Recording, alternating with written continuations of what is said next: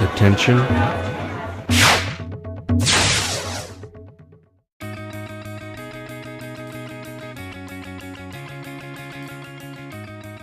Hi, my name is Erica Olson. This whiteboard session is on putting together your SWOT, which stands for Strengths, Weaknesses, Opportunities, and Threats.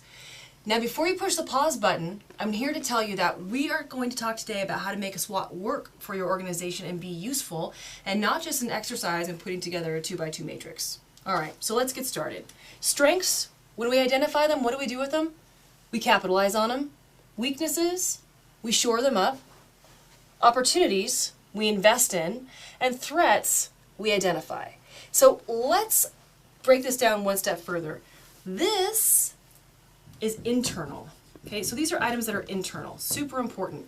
This, external. The minute we confuse the two, we have a big mess on our hands and the SWOT is no longer useful. So let's address a confusing point. Yes, weaknesses are also opportunities. People don't like that language all the time, so if you don't like the word weakness, call it area of opportunity, okay? But the point is, stuff that we can control and stuff that we cannot control but we can impact. Big difference. So let's talk about the internal side for just a moment. We need to collect data to populate the SWOT. We can create it on our own on the fly, but you know, that's kind of like putting a strategic plan or a strategy together in a vacuum, so I don't think you should do that.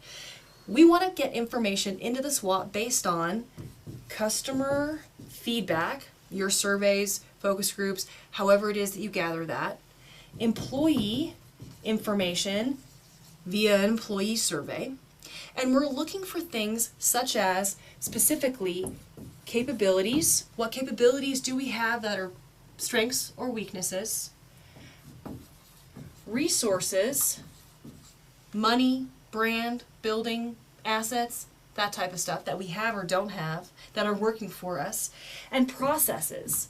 Things that we do, those internal processes that we do that are either great or not great. For example, a lot of times people think a weakness is communication. Communication, of course, is a process. Kind of a nice way to think about that, ends up in the weakness box. Let's move over to opportunities. External, what are we looking for? We're looking for secondary data that tells us something about our environment. Okay, what are we talking about there? Not the trees necessarily. I'm talking about mortgage rates, interest rates, data that impacts our business. That's the environmental information. That's secondary. Industry data. Okay, so what's happening in our industry? Maybe from your industry associations, that type of thing.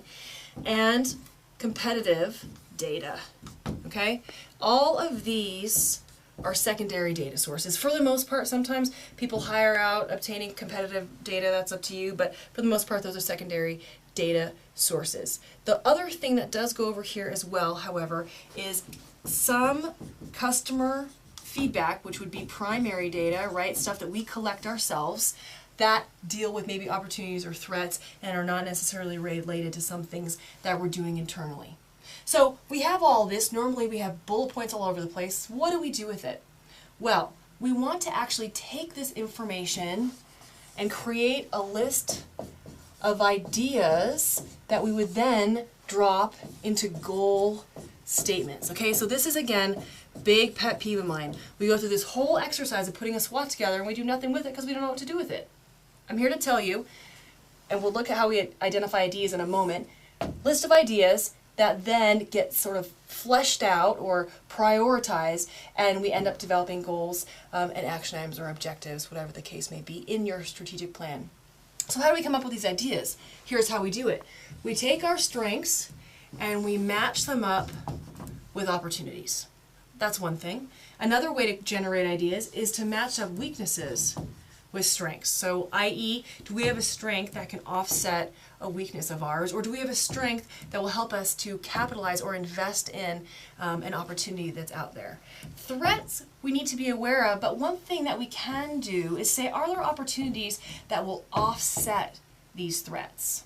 Okay? So my big tip for you is, first of all, make sure that you're informing the SWOT development effectively. That means getting the data that we talked about, not just being a management team exercise around a round table. Okay?